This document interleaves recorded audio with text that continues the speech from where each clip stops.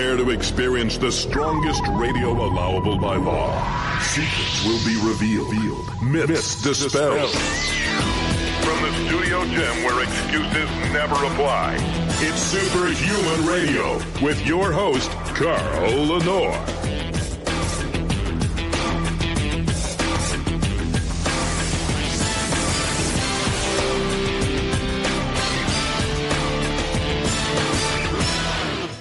Hey, welcome back to another episode of Superhuman Radio. I've been gone in Atlantic City for the weekend, and I drank alcohol. Yes, I did, several days in a row, and I feel like crap now. I know better. Why do I do it?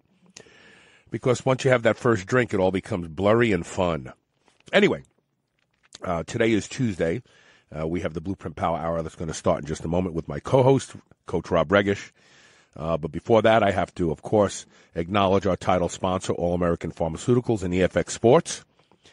And right now, you can get 6 of their top-selling products absolutely free by going to superhumanradio.net, clicking one of the EFX Sports banner ads, enter your name and address, pay $5 and change for shipping, and you will see what all the rage and rave is about EFX products, because you'll get all the top-selling products to try, because Dr. Jeff believes that no one should buy anything until they've tried it, and he puts his money where his mouth is, so check that out.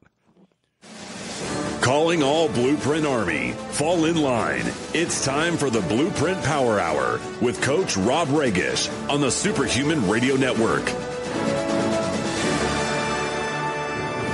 How you doing, Rob? Fantastic, man. Coming off a really strong workout yesterday, and now it's time for a week off. I actually trained 2 days in Atlantic City, even though I was out drinking the nights before. I did not train yesterday because we traveled yesterday, and I didn't train today because I didn't get home until midnight last night. Right. So I took off. But I've been crushing it in the gym. I really have. In fact, I purposefully pushed myself into an overtraining place before leaving because I thought I wouldn't train at all. But they had a nice gym at the Golden Nugget, so I did get in a couple workouts. Wow. That's the exception rather than the rule. Yeah, and, I drank the nights before, so I didn't feel the best, so I didn't push as hard. I didn't push myself to failure, but I did use similar weights as I was using at home, but instead of doing 20 reps of something, I did 15, or instead of doing 15, I did 12. Just to get the pump going. But no, it was very satisfying. And then, of course, sat in the sauna a couple days in a row. And one of my favorite things to do is the sauna. So yeah, very cool. Elisa goes, "Why do you always do this before we go out of town?" Because I told her, before we left, I said, "Man, all my muscles are just so sore right now. Right. I'm pushing myself to overtraining." And she goes, "Well, why do you do this before we go out of town?" I said, "Because I expect not to train and just to eat a lot. And so that kind of will be a boomerang effect of overtraining and then not training at all and eating a lot. My body will put on some new muscle." And sure enough, I looked in the mirror this morning, and there's no doubt that I grew. There's no doubt in my mind about it. That's awesome, isn't it? Yeah, it is. And, I'm 60. Yeah, 60 years old, man. Wow. I'm not supposed to be able to add muscle. Yeah, exactly. And especially on a couple nights of drink. And, so when I left for Atlantic City, I said, I'm not going to drink at all. And then the first night we got there, Lisa and I had our own time in the evening. And so we went out to a nice Italian restaurant. And, of course, I'm not going to let her drink by herself. And so I ended up having a couple gin and tonics. I haven't had a gin and tonic in forever. Yeah. And, then a glass of wine. And then the next day I did pretty much the same thing with my cousins at my cousin Rosemary's 75th birthday party. Oh, wow. And then the next day I was like, I'm not going to drink today.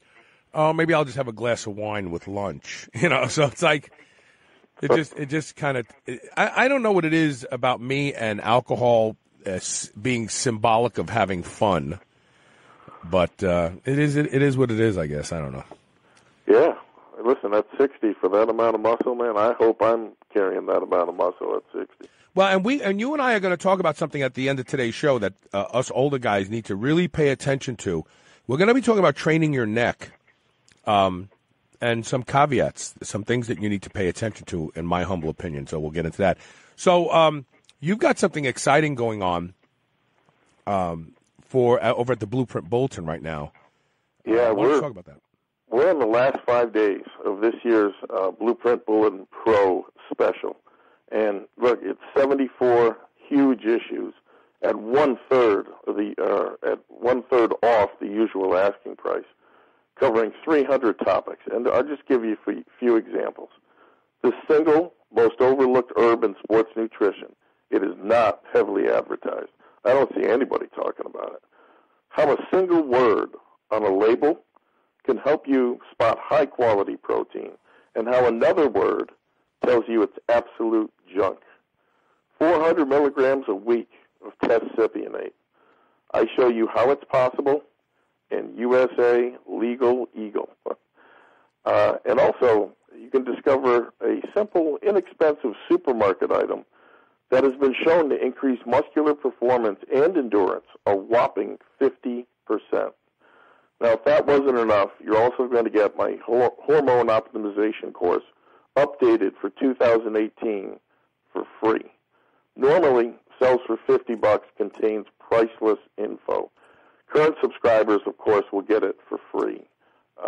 So go to CoachRobRegish.com to sign up now for just 65 cents a day. You will not believe what you've been missing. Yeah, it's really an amazing value. It's like a vault of information. And they keep coming every month. Well, and people are so willing to spend $65 a month on bunk supplements that do nothing. Information does it forever. Once you learn something that works, it does it forever. Yeah, and if you like supplements, we talk plenty about them in there. And also, to your point, which ones are bunk and which ones are the real deal. Right. So you get your supplements with this. So our first question comes from Nick Zamsky. I'm sorry, I put an N in there. He said, I'm trying to wrap my head around your philosophy on training. From listening to you and reading your works, it sounds all over the place. Why so many different strategies over the years? It's a fair question. So I'll take it from the beginning. So when I sat down to write the blueprint, it was with the express purpose of putting on a lot of muscle fast. And that protocol had to work even in advanced men. People have been doing this for years and likely plateaued. So what you saw wasn't just one training method. The blueprint brought together half a dozen, to be used over the first 8 to 12 weeks, let's call it. Each one of those had a very high success rate in the general population. But that is simply not enough if you really need it to work for everyone. So, for example, you're going to find some people that respond really well to heavy-duty, high-intensity type training, and they'll do real well with it for up to 12 weeks. But not everyone will, given people are coming from a different place. But, and here's the big thing, when you can orchestrate where everyone is coming from, you can craft something that will work almost 100% of the time for everyone. So prior to HIIT, right, we use a total tonnage training with lots of volume and frequency. Virtually everyone, and I'm sure you've noticed this, everyone who switches to HIIT after a high volume phase gains big. Now imagine doing that 6 or 7 times over the course of 2 to 3 months, and you begin to understand why it's such a no-brainer and has such an absurdly high success rate. I think what's fair to say is that most people stick with something most of the time, way too long. Or, at the other end of the spectrum, they program hop, which sabotages their gains.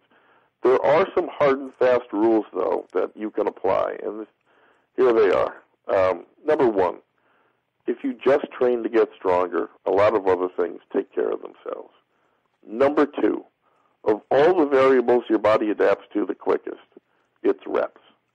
Number 3, if you're looking for what's wrong in your training, the answer can always be found in one of the 3 following areas: intensity, volume, or frequency. 4, of those 3, intensity is by far the most important. Volume is always a negative insofar as recovery is concerned. But, on the flip side, a certain amount of volume is needed for hypertrophy. And then finally, training frequency is the toughest variable to, nail down, because your ability to train productively as frequently as possible depends. Depends on your diet, depends how you've been sleeping, depends, how much you did last time and what you plan to do next time. Frequency is also always a moving target, and it's really the only thing a well-thought-out program can't tell you. So that's why I've prescribed so many training methods over the years, Nick. I wish it was simpler, but as I just tried to illustrate, it's not an exact science. There's always going to be an art to it. The best advice I ever heard from someone was, the best program for you is the one you're not currently using. There's a big grain of truth to that. Yeah. Yeah. And as you've pointed out over the years, things work for a period of time and then they stop working. Right. And so instead of waiting for them to stop working, changing with anticipation of the body become accustomed to the rep scheme or the exercise scheme is really what you've capitalized on. I mean, I said a long time ago that you didn't create any of these programs, these routines that you use, but you have, like Google, gone out and searched for the ones that work the best and then methodically paired them. So when you finish with this one, you start this one. So you really never plateau. In fact, you keep getting stronger. Yeah, and if you think about it, that what you just described, almost nobody does. Some people are on the 5x5 routine, some people heavy duty. Very few have a half a dozen locked and loaded that work with each other, and that's why they don't stop gaining. Yeah. So Jimmy Longy says, let's say someone is interested in balance of health, performance enhancement, and longevity. What supplements would you take without breaking the bank?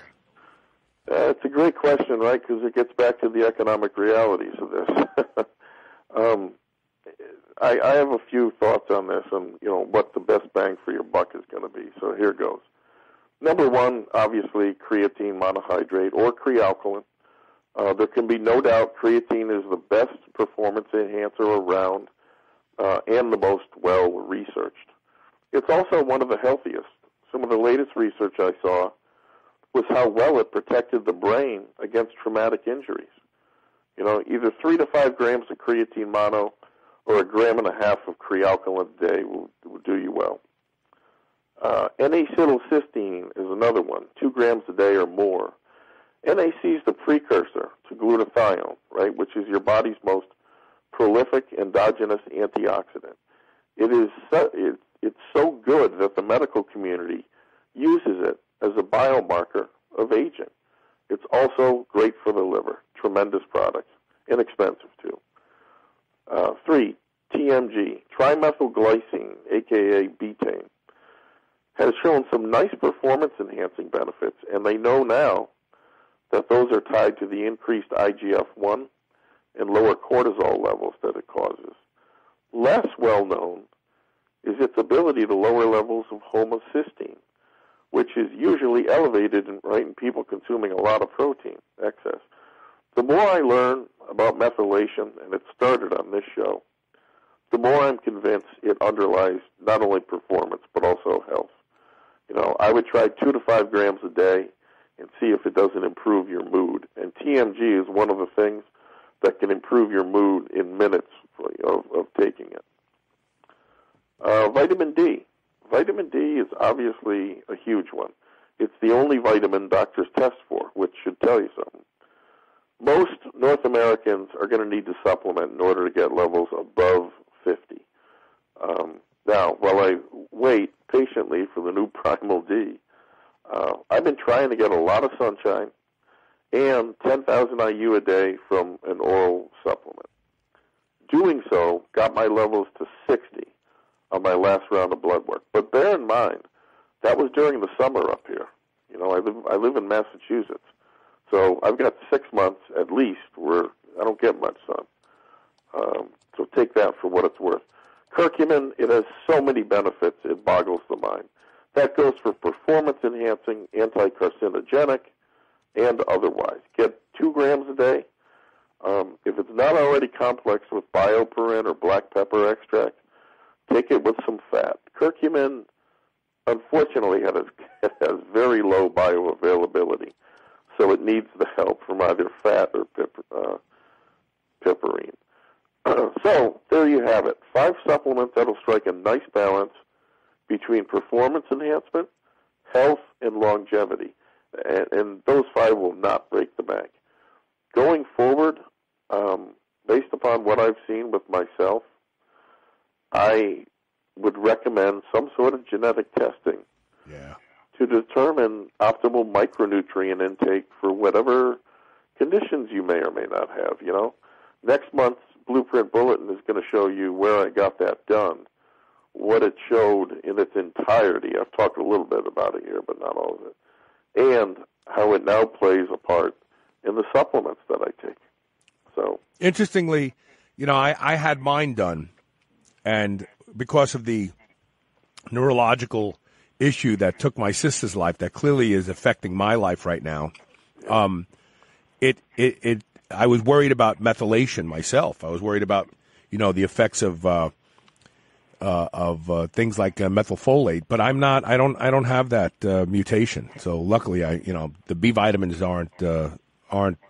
They are working for me. Let's put it that way. See, and that's the kind of information that's power. Yeah, because you don't have to worry about it. You could go, okay, that's not my thing. It's someplace else. Right, exactly. You don't have to guess. So. We're going to take a quick commercial break, and when we come back, we've got lots more to talk about. You're listening to the BluePrint Power Hour. You can go to CoachRobRegish.com to learn more if this is your first time hearing it. Stay tuned. We'll be right back. Welcome back. So the next question comes from Jerry Allen. He says, like a lot of other guys, I take a pre-workout powder before I train. Sometimes it really jacks me up, and other times I get almost nothing out of it. I have a feeling this goes back to my nutrition or maybe my sleep. Any ideas what it might be? Well, certainly stimulants hit harder when you're well rested, and especially on an empty stomach. That's one of the benefits of intermittent fasting, right? I mean, things like ephedrine, caffeine, and individual amino acids that, you know, make you alert or alternatively drowsy, they work much better. But there's another possibility that almost nobody considers. The vast majority of these powdered pre-workouts are not very consistent scoop to scoop. And the ingredient, of course, in question here that I'm talking about is usually caffeine. So to back that statement up with some science, I'm going to reference a study that was just published this month on the caffeine content of pre-workouts. So I'll quote directly from the abstract. 15 pre-workout supplements were tested for their caffeine content, both within and between batches of the same product. The caffeine content ranged from 91 to 387 milligrams per serving.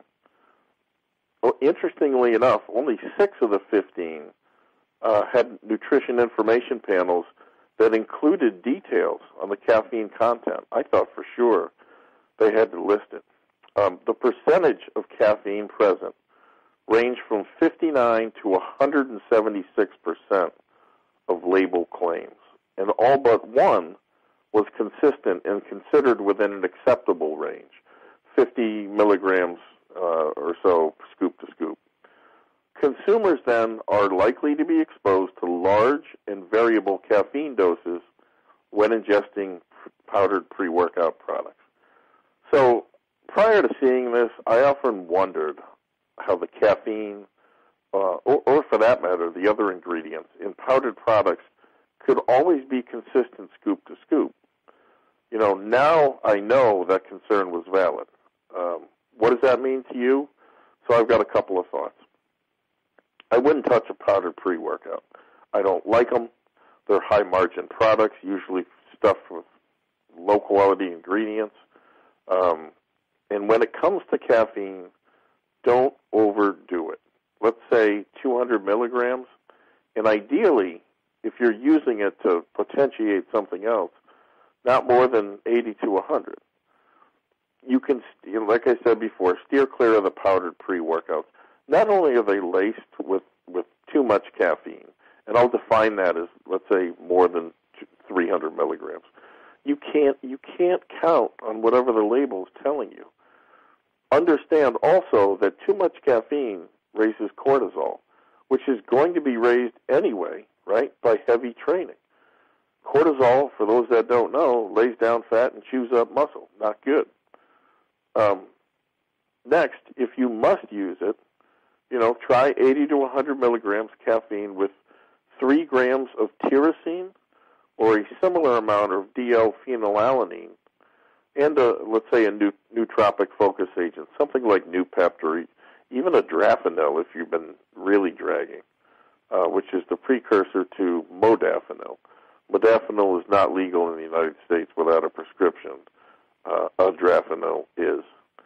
And then finally, understand too much caffeine almost totally negates creatine's benefits. Now, a lot of these pre-workouts contain creatine, which tells you what? Tells you the formulator didn't do his homework. Creatine is best taken post-workout without caffeine, or after your taken pre-workout without caffeine, right? As you see in like Progenadrex, or after your workout with a dash of sodium and carbs. Now, All-American EFX is carbolin. I've said it before. I'll say it again. It's the Cadillac of carb powders for that and other applications, in my opinion. So, there you have it, Jerry. To me, that was some really eye-opening info on just what these products contain or don't, as the case may be. My pre-workout, which I know I've been talking about forever, is another reason why mine will be in capsules, so that we're able to deliver a consistent level of caffeine, but not too much, where it's going to work against you instead of for you. The next question comes from Matt Rinaldi. He says, where do you stand these days on growth hormone secretagogues and releasers? Growth hormone has always been easier to boost in this game than testosterone. So it's important to understand how. GH usually peaks several times a day, but it's the first 90 minutes of sleep where it's usually the highest. The biggest mistake you can make in terms of getting a GH release would be going to bed on a belly full of carbs, right? So try to do so either on a relatively empty stomach or protein and fat. That same empty stomach is important for strategy number 2, which is getting aminos across the blood-brain barrier that boost growth hormone. And when it comes to that, when it comes to the aminos and growth hormone, GABA, I think by far, gamma-aminobutyric acid, is what you want to be using. The ideal is 3 to 5 grams on an empty stomach. And in that environment, it's been shown to boost GH up to 550% and over 400% pre-workout, which is another story. But, the real benefit when you take it at night is it puts you in a deep sleep. Makes falling asleep easier, staying asleep. If you dream, you will see stuff that you just can't believe, and you'll remember your dreams.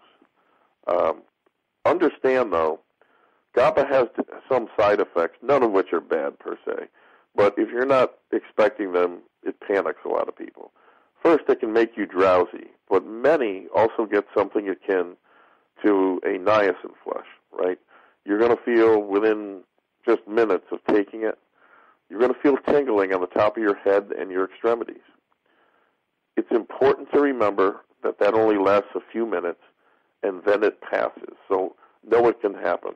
It's actually a very good sign because although I don't have any science to back this up, when I've taken it not on an empty stomach before, I don't get those tingles.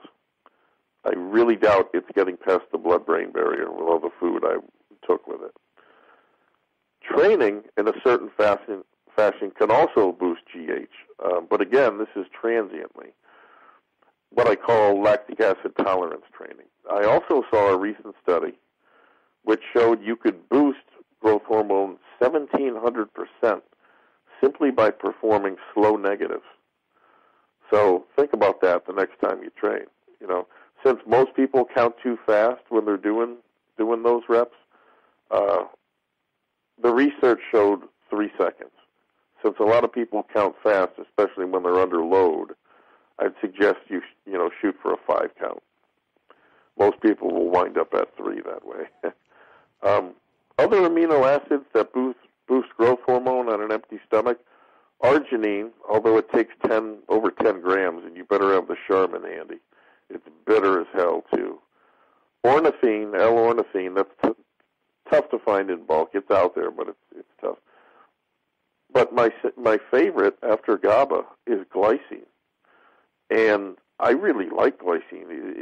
It also ramps up your body's natural creatine production. And unlike most other aminos, it's sweet. I think you use it in Thrive, right? Yeah, I use it in Thrive, but I use it in coffee. I use it to sweeten foods.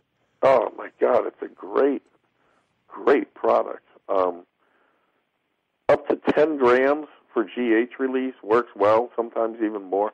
But, and please take my word on this, build up to that level slowly. Because if you don't, you're going to be in the bathroom, and that's not pleasant.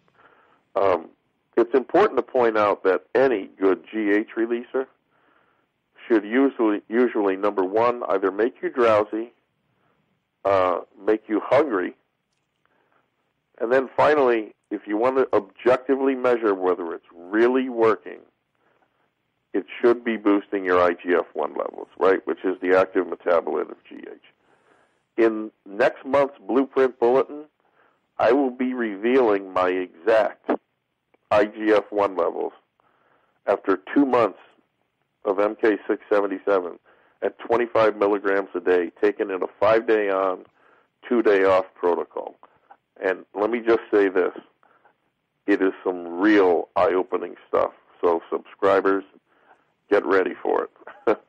It's information that's really, really important. Very interesting. I'll be interested to hear about that as well. Oh, yeah. It's sometimes it's what you expect, and sometimes it isn't. So, that's funny. Yeah. Mike Sanders says, I'd like to know what supplements you think have stood the test of time. I need to really pare down what I'm taking and could use some help narrowing the focus.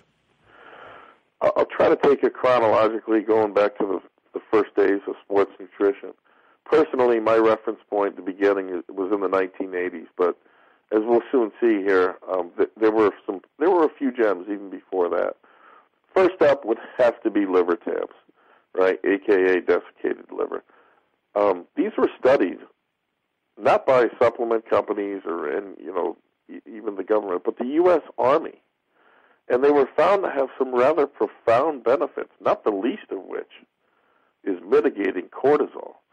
They are also a rich source of B vitamins, heme iron, and amino acids. They're still out there today. I think Beverly Nutrition makes a good one, and they're totally worth the money. If you've never used them, try them. There's a reason Vince Gironda was so big on them, especially dieting. That same era also saw lecithin granules popularized by none other than Arnold, right? He spoke highly of them in his education of a bodybuilder. Today, we know they activate mTOR, which is a key factor in protein synthesis and muscle growth. 2 tablespoons a day is about right for most. And along the same lines as the MK, I have some very interesting information in this month's bulletin about timing of lecithin granules and mTOR around training. And it's really important if you're going to be taking the granules. In the mid to late 80s, Bulgarian tribulus hit the scene, and it's been around ever since. 1,500 milligrams a day will boost libido, improve erections, And we know now raise IGF-1 levels about 20%. If you're looking for a tribulus to boost testosterone, you might want to look into Tribulus alatus, which is something that you don't hear a lot about. You always hear Tribulus terrestris. But Tribulus alatus, it's tough to find that strain, but the research does show an increase in tests to a much more significant degree than Tribulus terrestris. Creatine, of course, the most well-known and probably your best bet for muscle gain. I found creatine mono, crealkaline, and creatine hydrochloride, all very effective. Whey protein is obviously another, albeit blends containing micellar casein and whey are far more effective. And that's not marketing, that's science. They've done those studies over and over and over and repeatedly shown that a mix is best, fast and a slow protein. So in that respect, Thrive wins that hands down. I happen to think ZMA, zinc magnesium aspartate, is underrated, considering deficiencies among athletes are widespread, with some estimates as high as 80% being deficient in magnesium. Throw in the fact that it improves your sleep, and it stacks really well with GABA or glycine. It's a no-brainer, and it's cheap. Essential amino acids should be number one on most people's list. The research just keeps pouring in as to their benefits. And, for years, I espoused flooding the body with essential aminos during training, even before you take something like creatine. And now the research is really bearing that out. Far better than just branched-chain aminos. Although, it's important to remember, when you take the essential amino acids, you're getting the three branch chains, leucine, isoleucine, and valine, among those 9. Beta-alanine has a ways to go insofar as time in the market, but I'm pretty confident in stating it'll be around 10 years from now, no question. 3 to 6 grams a day with food is optimal. If you're taking creatine, it's my opinion is beta-alanine to take with it is an absolute must. The studies are very clear. People put on 3 times the amount of muscle, people that were taking both versus creatine alone. It's a hell of an advantage to give up. Trimethylglycine, taurine, L-taurine, and ecdysterone all get honorable mention. Actually, TMG is especially dynamite when paired with essential aminos, ecdy and taurine, which is why you see all 4 and more in something like Synthogen. So all of those that I just mentioned, they've been around, right, for the past 20 years at least, with some going back, 50 or even more. Although they won't give you steroid-like results, they do make a noticeable difference. When you're taking them, you perform at a much higher level than when you don't. Not as high as everybody wants, not as high as Big Brother steroids, but they work. And it's important to point out, people keep buying them for a reason. If a product isn't doing anything, if it's not working, if you're deriving no discernible benefit from it, you won't buy it. People continue to buy these products over and over. So I hope that helps. We're going to take a quick commercial break. And when we come back, we have more questions. And we're going to be talking about some fun stuff, too, towards the end of the show. If you like to train your neck, some things you ought to be careful of. Yeah. Stay tuned. We'll be right back. Welcome back. So BJ Massoya, or Massoya, I don't know, I'm butchering your name, I know, Massoia. He says, I just discovered your show and really enjoy it. I'm 30 years old, been training for 5 years, and starting to see some changes. I have a condition called ankylosing spondylitis, which Rob knows a lot about, though, and have a lot of pain in my lower back. The doctors tell me there's nothing that can stop the disease from progressing. Is that true? And is there anything that can stop, that I can do to stop it? Yeah. Don't you have a client that has that? I do. I train a woman with that condition. And this is the third person now that I've heard has this, and it's a really scary disease. The thing is, AS can strike people down at any age, but it's not uncommon for it to occur, let's say, in your 20s, 30s, or even later. I mean, it just comes out of nowhere. It's a condition whereby the SI joint and others, but always the SI joint, progressively the joints start to fuse together. And the doctors will tell you there's nothing you can do. You probably already know my position on that. There's always something you can do. And with AS, I think one of the most important things is it's very important to move. Something akin, and this is what my client's analogy. She said, when we work out, it's like shaking the ice cube tray. So every time you exercise, you loosen the bones and the joints that are under attack, that are supposed to be fusing. But there you are using them, and it seems to benefit people tremendously. Even if you're in a lot of lower back pain, there is plenty that you can do. So I want to give you the following 4 things that I found are really helpful, at least to her. Number 1 is wall walks. That form of bridging helps all back injuries, but it's particularly important for people with AS, right? Now, so to give you an idea of what's possible, when she started with me, she couldn't lift her head off the floor in a typical back bridge. Today, she can do wall walks with 50 pounds of chain around her neck. Number 2, hip belt squats. Not a surprise.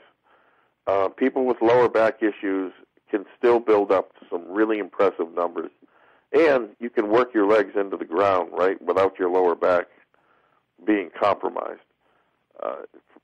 She's actually squatted 255 for ladders using a 1-5 spread. So in other words, 45 rest, pause reps pretty much. I have other perfectly healthy athletes that can't pull that off. Number 3 is reverse hypers, very important for those with AS. It's the one exercise that rotates the sacrum, and it pumps blood into the discs. And then 4, pullovers.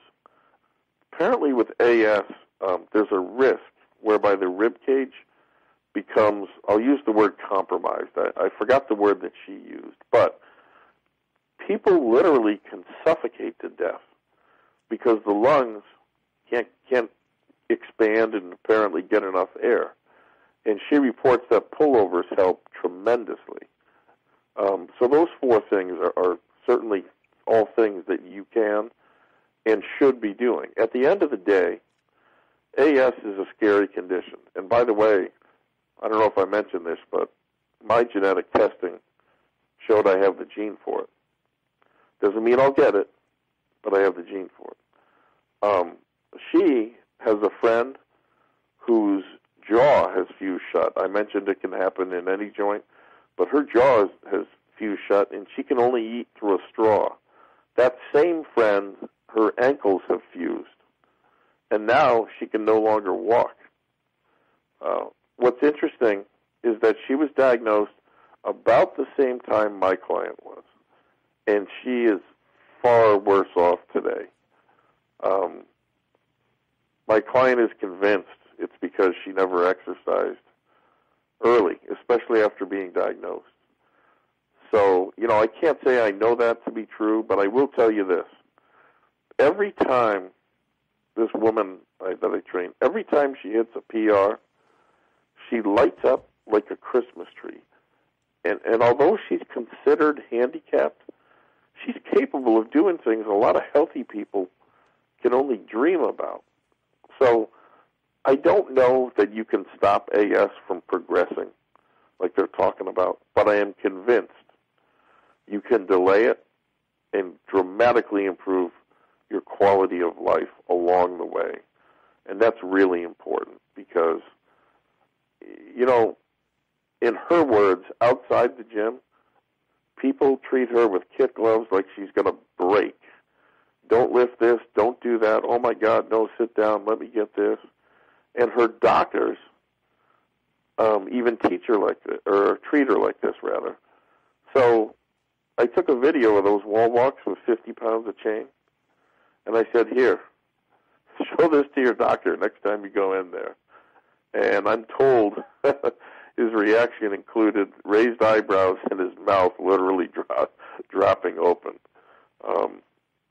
So I'm hopeful, he'll think twice next time before he tells someone there's nothing you can do, there's no hope. Never believe there's nothing you can do. Never, ever, ever. There's always something. I've given you some ideas here, so please take them and run with them. I'd love to hear from you again. You will never know what you're truly capable of until you try. And these people, just like us, the rest of us, normal people, make gains the same way. 5 pounds added to the bar, another rep, another set, doing the work and more work in the same amount of time or even less time.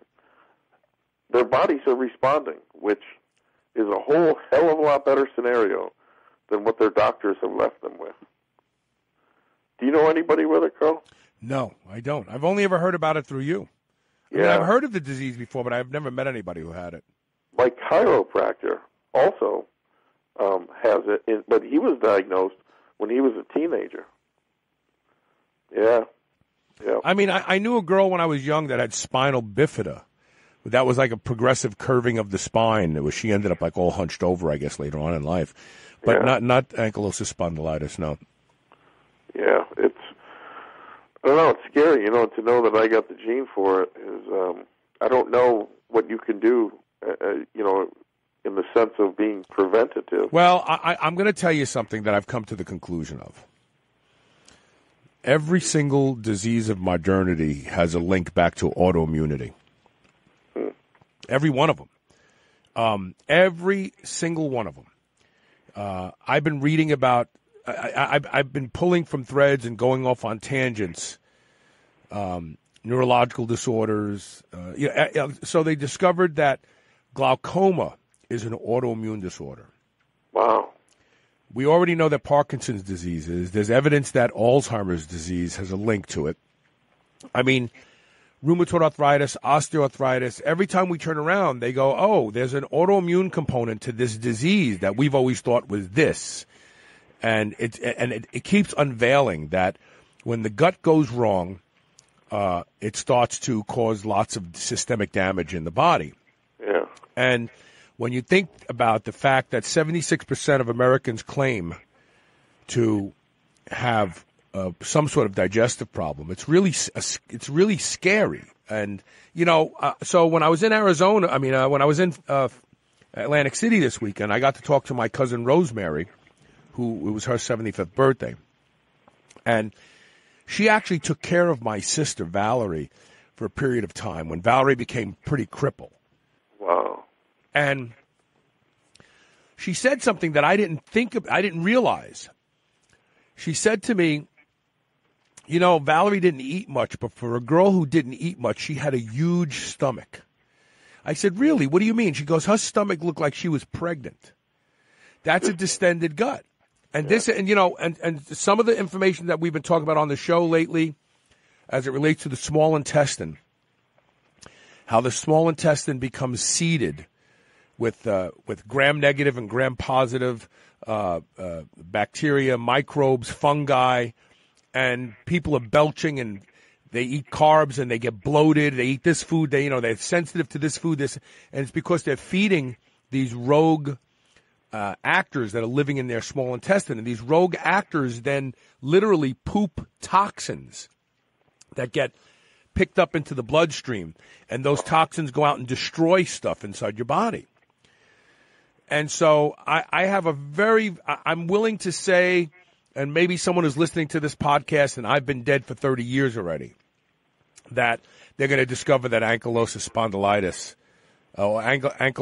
spondylitis has some autoimmune capacity. And that's why some people with the genetic predisposition get it and some people don't. Because it's about epigenetics. Everything that we're experiencing today, your genetics are not absolute. We know that. We know that there's women out there who have the BRCA gene, they don't get breast cancer. How do you explain that? If genetics is everything, then how would you explain that? You can't.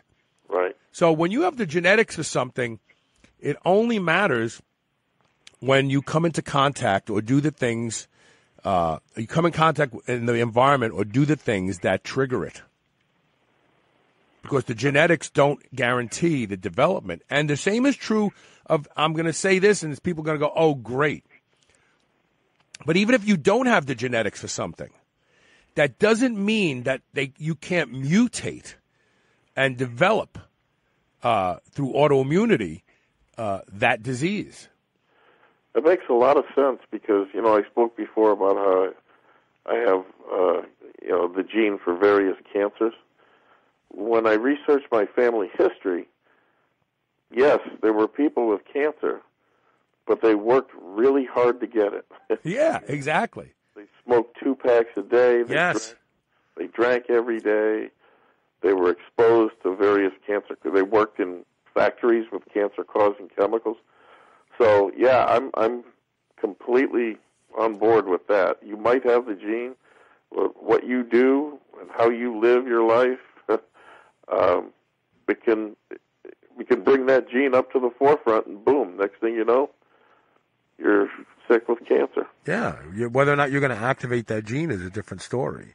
Right. And so I have autoimmune disorder that's from my gut, and I'm actually using a peptide that we're going to talk about next week on the show. I don't want to trumpet the news yet, but I'm actually using a peptide.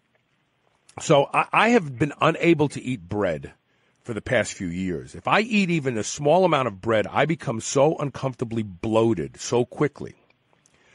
I get stuffed up real bad. Okay. So the innate and the learned immune system, Th1 and Th2, the innate immune system is what you're born with, and the learned immune system is what you're exposed to, that you develop immunity to. And the latter is what vaccines are supposed to take advantage of, but it doesn't work because they both, Th1 and Th2, have to learn the immunity and develop it at the same time. Right. So you have to be exposed to things, get sick from them, and then get better from them in order for the innate immune system to update its information along with the learned immune system. So with that being the case, I've been experimenting with a peptide, and I ate so much bread this weekend and I didn't get bloated. It's already starting to work. I've only been using it for a week. I'm going to have to use it for a few months. But this peptide could be the answer to people. There's actually research on this peptide in treating rheumatoid arthritis. It has pleiotropic effects. It will rid your body of all of the gram-negative, gram-positive pathogens. It will rid your body of rogue fungi. It will rid your body of anaerobes. It will rid your body of the wrong types of microbes that are causing problems. Yeah. It will rid your body. It literally can help reset your immune system. And it works through the Th1, through the innate immune system, not the learned immune system, Th2, which was what vaccines try to capitalize on. And on top of that, it has an antibiotic effect without being an antibiotic, which means that since it's acting on the Th1 immune system, you have no risk of developing antibiotic-resistant bacteria from its use. It's not an antibiotic, but it acts like one, which I predict a decade from now, after I talk about it next week, you're going to start hearing more about it as we move forward. They're going to start using this instead of antibiotics to treat pathogenic issues in the body. Because unlike antibiotics, which work on the Th2 immune system, these work on Th1. They actually will make the innate immune system kill the rogue bacteria. It's an this could be, of all the peptides that I've used, of all the peptides that I'm aware of, this actually could have the greatest impact on the population because, coming back around to what I said a second ago, and that is that 76% of Americans claim to have a gut problem. And ironically, I bet you if you poll those same people, you'll find out that they are the ones that with rheumatoid arthritis, Hashimoto's disease, ankylosing spondylitis, and all those other things. I'll guarantee it. That's exciting stuff. Yeah. So you'll hear about it first on Superhuman Radio next week. But I've been experimenting with it. This is the beginning of my second week, and I'm so impressed with just the early and what am I experiencing? Well, what we've discovered is that the gram-negative pathogens, they love starches. So chances are when I was eating bread and feeling bloated, it was because they were having a party. And they were just pooping and farting up a storm in my stomach, and because they're actually fermenting in my small intestine, they're fermenting the starches. And so that's pretty much gone now. I ate so much bread this weekend, I kept saying to Elisa, I can't believe I ate bread and I'm not belching and I'm not bloated. That's wonderful. I'm excited for you. Yeah, so, well, I'm trying to cure an autoimmune disorder that has ravaged my nervous system now, and it's really starting to cause me trouble. Yeah. And, I don't want to become trapped in my body like my poor sister.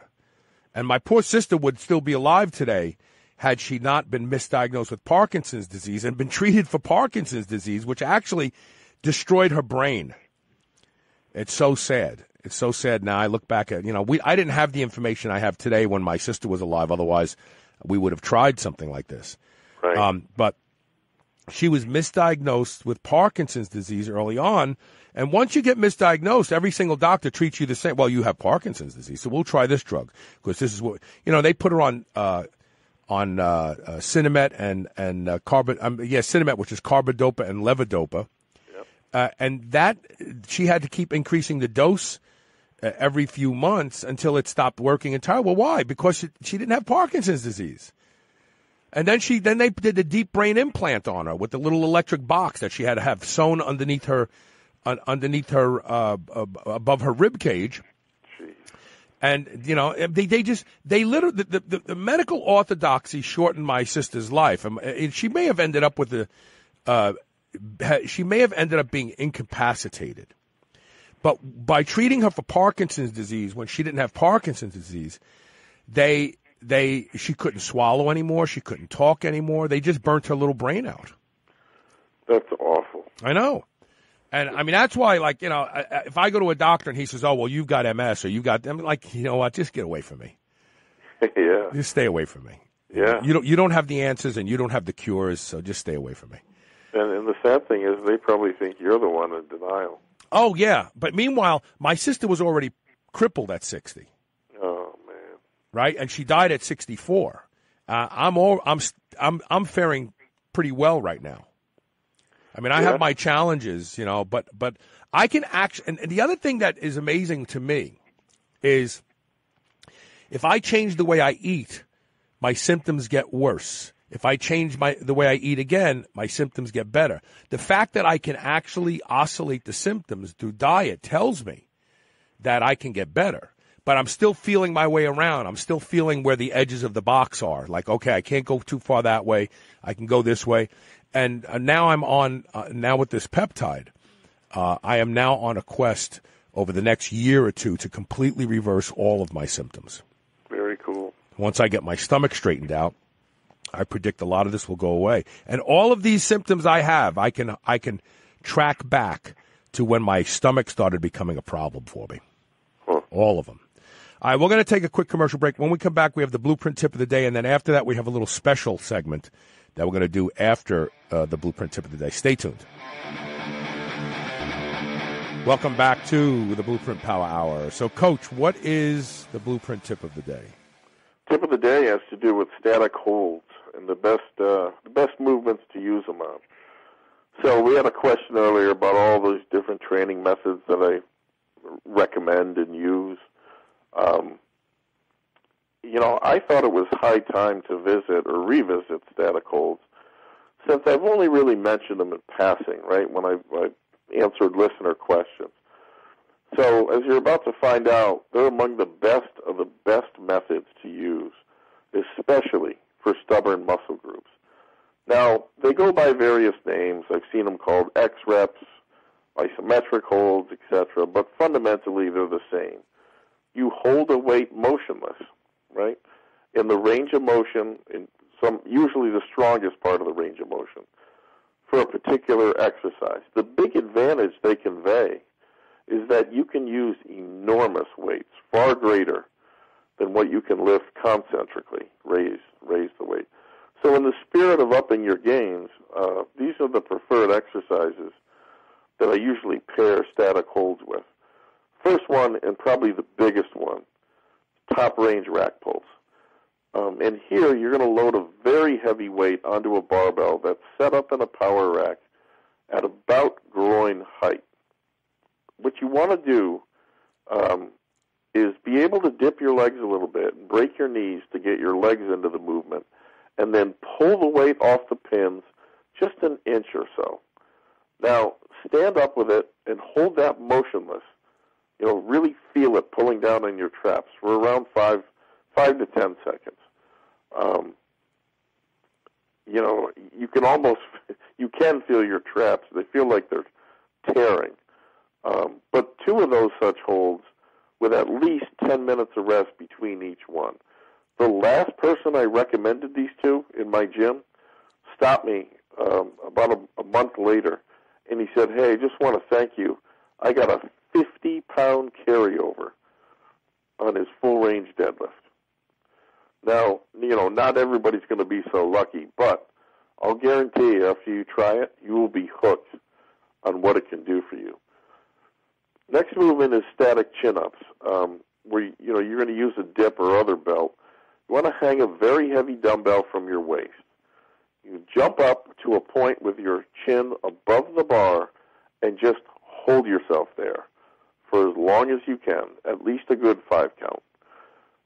Two such holds again, with at least 10 minutes between each hold. Your first set, I would recommend using an underhand, palms up, close grip, and then for the second one, a wider overhand grip. What you're going to find is usually a big disparity between the two, but working both really does a tremendous job building up not just your back, but your biceps.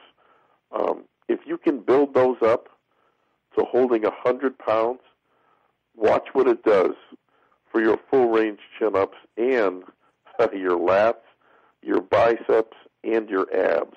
And yes, I said abs too, and you'll know what I mean after you try them. You have to statically contract the abs to stay up there. The next movement would be a standing or seated calf raise. You want to load that sucker up with as much weight as possible. Again, pressing off till you get to the very top inch of the range of motion.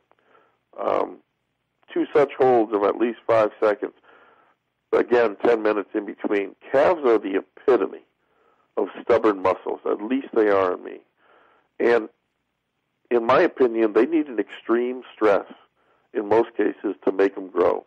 And static holds, frankly, they've been the only weight room exercise that ever made much of a difference in my calves.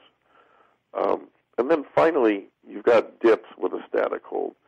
There again, you're hanging a really heavy weight, as much as you can handle, from your waist, and you're performing 2 holds of around 5 seconds each. You want to break the elbows just a bit, where the tension comes off the joints and into the muscles. Dips and chins with static holds are 2 of the most productive exercises you can perform, and nothing that I have seen grows triceps as well as those 2. You pair those back to back, and if you don't see arm growth, nothing's going to grow your arms. So I would give those 5 exercises a try next time you train. You can perform them first in your workout. As your full range sets later on, the weight should feel like a feather compared to what you use on statics. They don't take much time, and the jumps from workout to workout have to be experienced to be believed. And I'm talking about the jump in weight. Static holds, 50-pound increases is the norm. So just imagine after, 10 sessions where you're going to be at. Remember, your muscle doesn't know range of motion. It knows tension. And tension, as I said before, is related to intensity, which again is by far the most important fundamental in your training. So, radically up the tension that your muscles are asked to contract against, and new muscle gains are all but assured. I'll leave you with this.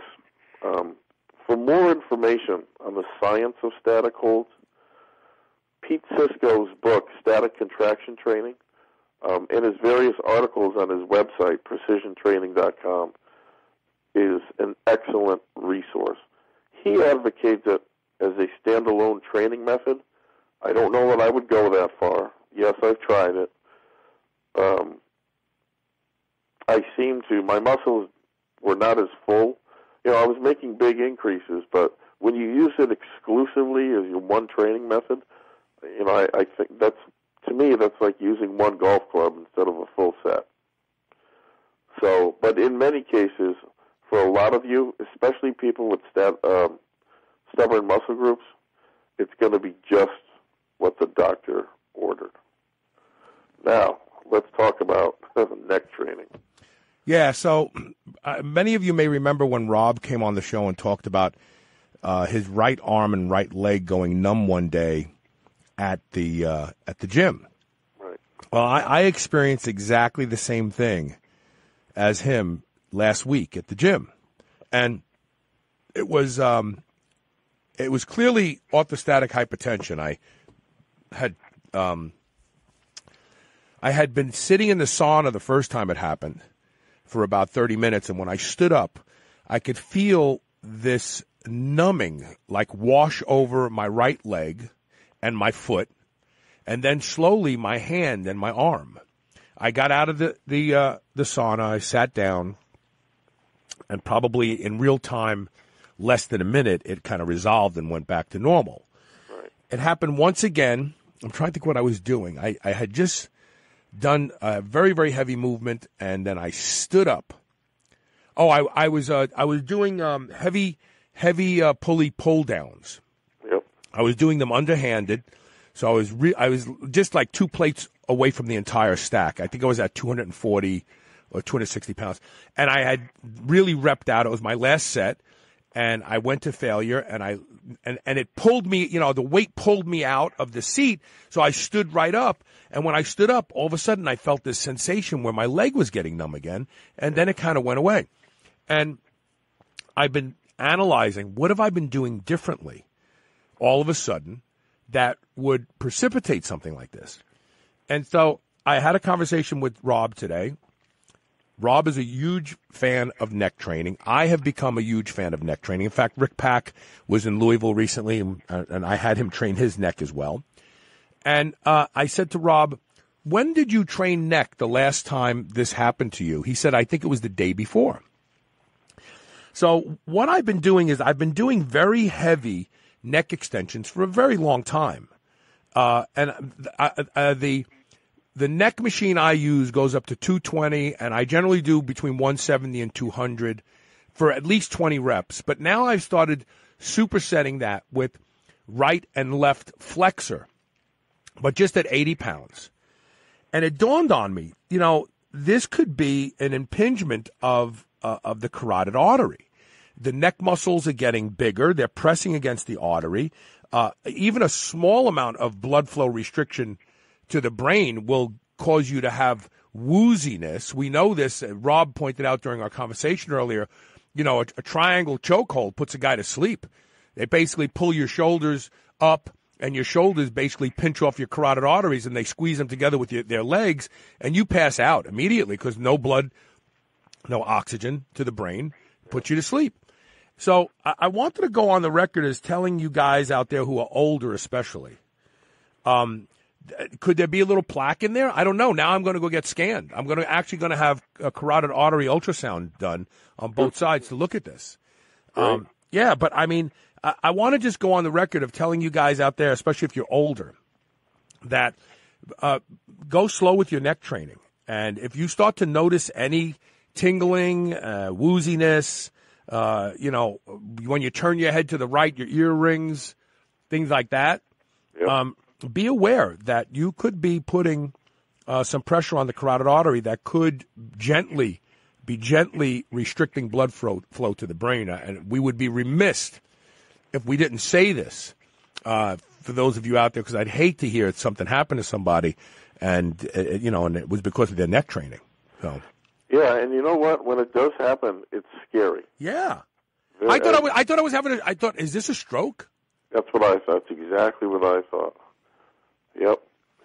I immediately looked up TIA, a transient ischemic episodes, and I was reading about them, and this could be classified as a TIA. Well, a TIA, it turns out, is not a stroke, number one. Even though it could be a sign of a stroke in the future, by the way. But I found a good study that shows that a large number of people who have strokes and or TIAs suffer from orthostatic hypotension. What is orthostatic hypotension? Orthostatic hypotension to us is usually a symptom of overtraining, which I have. Remember, I just said I was overtraining, right? Right. Yeah. What happens is when you stand up, the adrenals squirt out chemicals to help the blood vessels constrict so that blood pressure stays the same as your body goes from a seated position to an erect position. Otherwise, gravity pulls blood down and not enough blood gets to the brain. So orthostatic hypotension is, as it says, as you change your position, blood pressure drops. Doesn't go up, it goes down. Strokes and TIAs have always been associated with high blood pressure. Well, I found a good study with over 4,000 subjects that shows that the large majority of people who had TIAs actually also had complained in the past and been treated for orthostatic hypertension. So a TIA may not be a plaque or a blockage in a blood vessel in the brain, which leads to a stroke. It could be the result of blood not getting to the brain fast enough because your blood pressure dropped when you stood up. And right. these people complain about this. I stood up, I get woozy. That's orthostatic hypotension. That could also precipitate the symptoms of what is a TIA. And so ischemia just means not enough oxygen is getting to something, right? Cardiac ischemia, an ischemic event in the heart is called a heart attack. Not enough oxygen is getting to the heart, and it can't function. Well, there's lots of reasons why oxygen doesn't get to your brain. One can be a stenosis, a plaque buildup, a narrowing of the other one could be the heart isn't keeping blood pressure high enough, and the blood's dropping out of the brain. So again, oxygen is not being delivered. Very interesting stuff. The way you're describing it, it's the best plausible explanation, I think, for what happened to me. Now, I was so spooked. I said to the woman I was training, I said, "I'm sorry, but I have to go." I went right to the ER. They did an EKG, and they ruled out a TIA or a stroke, and they were at a loss to explain it. I think what you laid out here is a very logical example of what can happen, especially as you get up into heavier weights, and now your neck is, I put almost 3 inches on my neck since started, training it directly. Do you do cardio?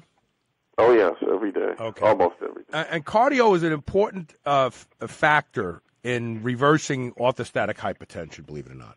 Huh. So a lot of us like to lift, but we don't like to do cardio, and that's a really, and I'm one of those assholes, by the way. So I'm not talking down to you. I'm actually talking for myself. I'm actually moving forward. I'm going to take the next couple days off because of the traveling and the partying, and because I was overtrained to begin with. Yep. I'm going to take the next couple days off, and when I go back, I am going to split my hour at the gym in half. And half of it's going to be cardio, and half of it's going to be my new whole body 2-set routine, because I can get that done in 30 minutes if I want to, and then I'll do cardio because I need to up my cardio. I don't do enough cardio, and that's not good for my heart because my heart is being built to be strong in one direction, not the other direction, and that's not good. That could be why I have orthostatic hypertension. What do you weigh? I'm about 230 right now. Okay, so, your body has 230 pounds of tissue. Your heart has 230 pounds of tissue to circulate blood to. But I know exactly what you're saying. I do cardio, but I will also tell you I absolutely hate every minute of it. But as I tell my son, who I'm trying to explain to him, part of being an adult is doing things you know you should do, but you really dislike. But you do them because you know you need to. So. Well, and on that note, I have to give up coffee once and for all. I did have a cup of coffee today because I was just kind of tired. But I texted Dr. John Parker last week, and I said, I'm giving up caffeine, and then in big capital letters, again. I'm sitting here looking at an unopened pack of 357 Super Magnum caffeine pills. Oh, wow. What I was doing was each one of these is 200 milligrams of caffeine, but a bunch of other stuff too. And I was taking 1 to 2 of those a day. Again, this is just recently after, everybody on the show is going, Carl, but you just kicked caffeine. I did. But I started drinking, iced Cafe Americanos, which is 4 shots of espresso and cold water and ice cubes and a little half and half and stevia. Oh. Because I can drink those really fast. Like I can drink one of those in literally under a minute instead of sipping on coffee. And I get hit with all the caffeine from all 4 shots that fast. And God. That stopped working. So then I started taking one of these 357 Super Magnum, more pep, quicker energy stimulant pills that you buy at like 7-Eleven and stuff like that. Yep. And so then I got to the point where I was having a cup of coffee at home, training, then having a large Cafe Americano iced and one of these pills, and then sometimes another pill later on in the afternoon. And so I'm really back to where I was before with like close to 1,000 milligrams of caffeine a day, and I don't feel good. And I can't keep doing this. I can't keep getting off of it and then going, I feel good, I'll start taking it again. It's going to cause me problems. So this time I'm really done. I had a cup of coffee this morning knowing that that's it. There's no more coffee for me. And plus, coffee really messes up my gut. If I'm trying to fix my gut and I'm continuing to drink coffee, if I drink coffee on an empty stomach, my nose gets stuffed up immediately. I start coughing. I get a tickle in my throat. So that means I'm allergic to something in it. Yeah. And a lot of people get kind of pulled into the same position you are. Before you know it, you're taking almost a gram of caffeine a day. It goes back, again, to those pre-workouts. When caffeine is your primary driver, it's your primary stimulant, you know you are in trouble. My pre-workout, as an example, is going to have a completely different driver. It's going to have a little bit of caffeine, just enough to potentiate that. But when you're relying on caffeine as your primary driver in whatever stimulant you're using or pre-workout, you're in trouble. That's all I'll say. You're in trouble if you're relying on caffeine as the big gun. Well, and let's not forget that Adele Musa did a blog post a few years ago that said that guys who depend on caffeine to get them through their workouts are almost always overtrained.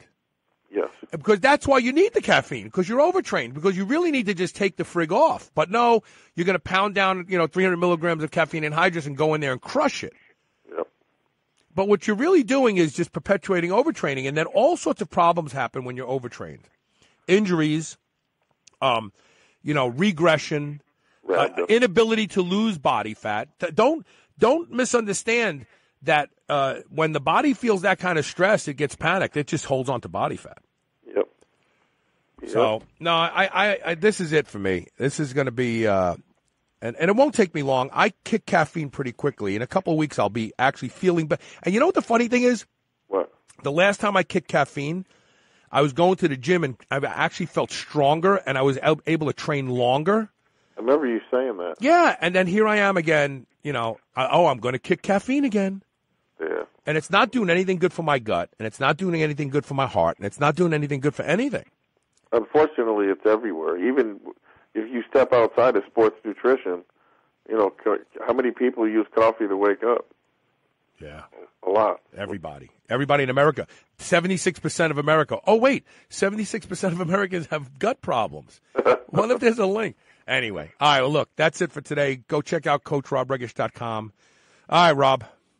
Thank you much. Talk to you later, brother. We'll see everybody tomorrow with more Superhuman Radio. Thanks for listening today.